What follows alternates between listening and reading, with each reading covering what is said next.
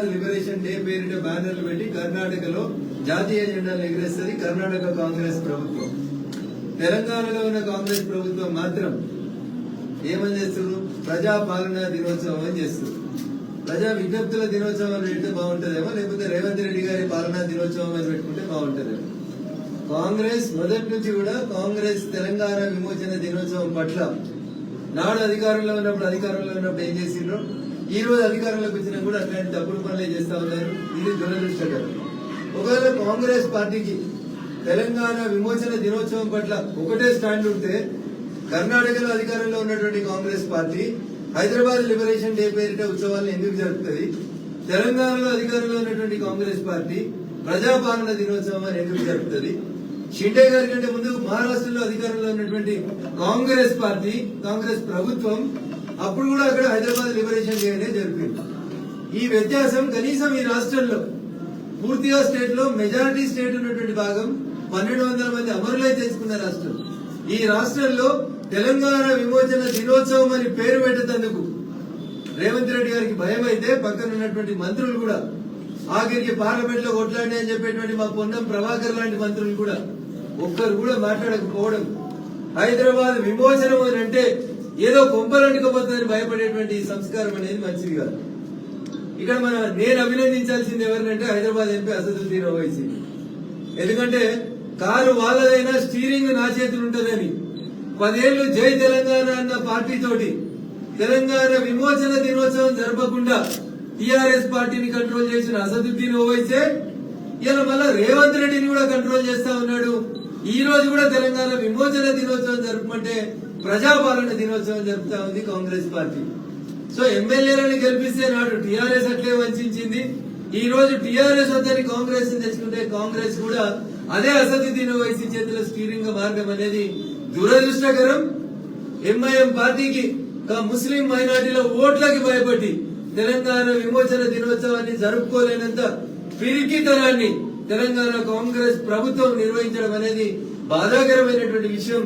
ఆ రోజు తెలంగాణ కావాలని కొట్లాడినటువంటి 1200 మంది అమరుల ఆత్మలని మీరు అగౌరవపరిచినట్టుగా నేను ఈ రాష్ట్ర ప్రభుత్వాన్ని చెప్తూ ఇప్పటికైనా తప్పైందని ఒప్పుకొని వెంటనే ఆ ప్రజాపాలన దినోత్సవం పేరుని హైదరాబాద్ లిబరేషన్ డేగా ప్రకటించాలని ఈ రాష్ట్ర ప్రభుత్వాన్ని నేను డిమాండ్ చేస్తా ఉన్నాను. ఇకపోతే మీ సిద్దిపేటలో ఒక ఆయన ఉంటాడు, అదృష్టమో దురదృష్టమో సిద్దిపేట లేదు, కనీసం ట్విట్టర్ లో పెట్టలేదు సార్, ఫేస్బుక్ లో పెట్టలే.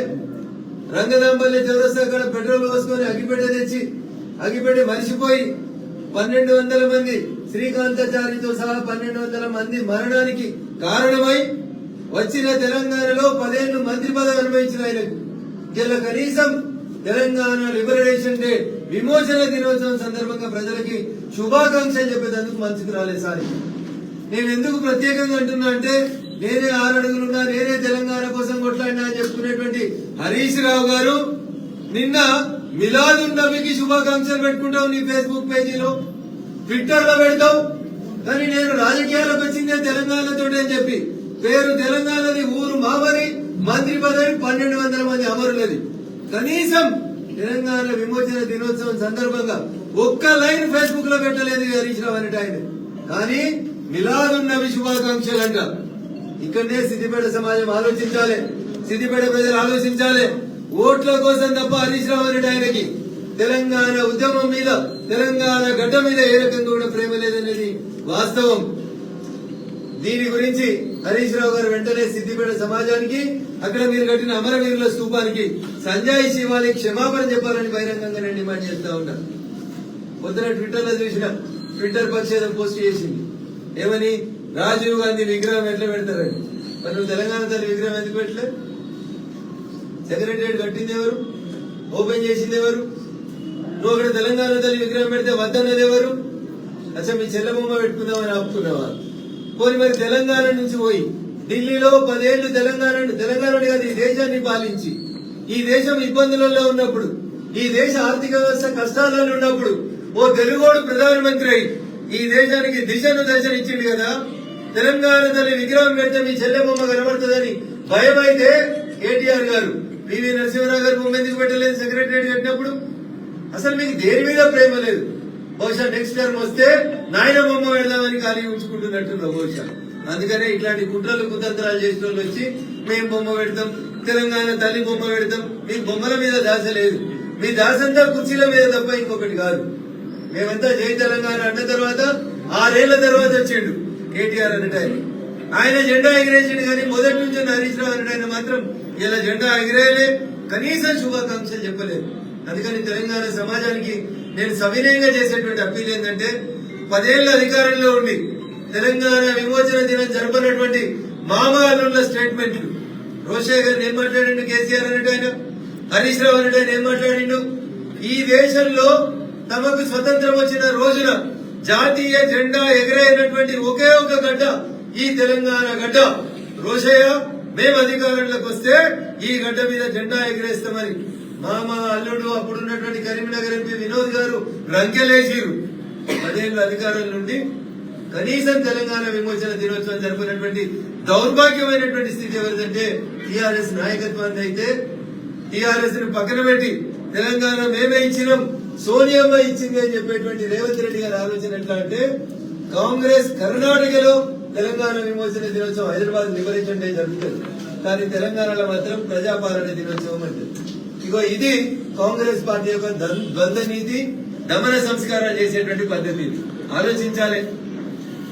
కాంగ్రెస్ బీఆర్ఎస్ ఈ రెండింటి మధ్యలో ఎక్కడ కూడా తేడా లేదు. భవిష్యత్తులో భారతీయ జనతా పార్టీ ఇప్పటికే కేంద్ర ప్రభుత్వం ఆధ్వర్యంలో ఇప్పటికే గత కొన్ని సంవత్సరాలుగా భారతీయ జనతా పార్టీ తెలంగాణ విమోచన దినోత్సవాన్ని జరుపుతూ వస్తుంది.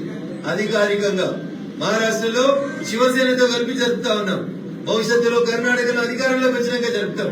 తెలంగాణలో కూడా భారతీయ జనతా పార్టీ అధికారంలోకి వచ్చినాక తెలంగాణ విమోచన దినోత్సవం పేరిట జరుపుతాం.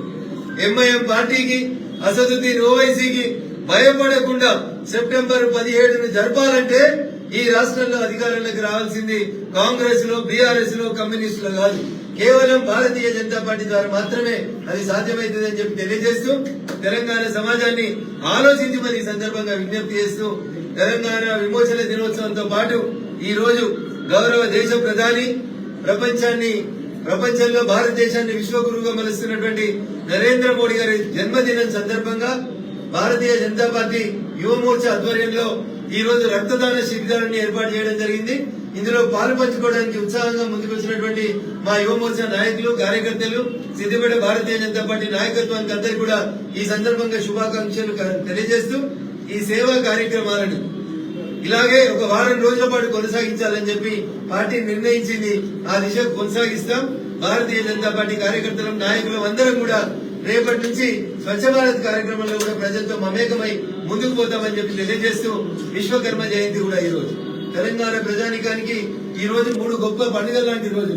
1 విశ్వకర్మ జయంతి, 2 నరేంద్రుడి జన్మదినం, 3 ఈ గడ్డ స్వేచ్ఛావాయువులు పీల్చినటువంటి రోజు.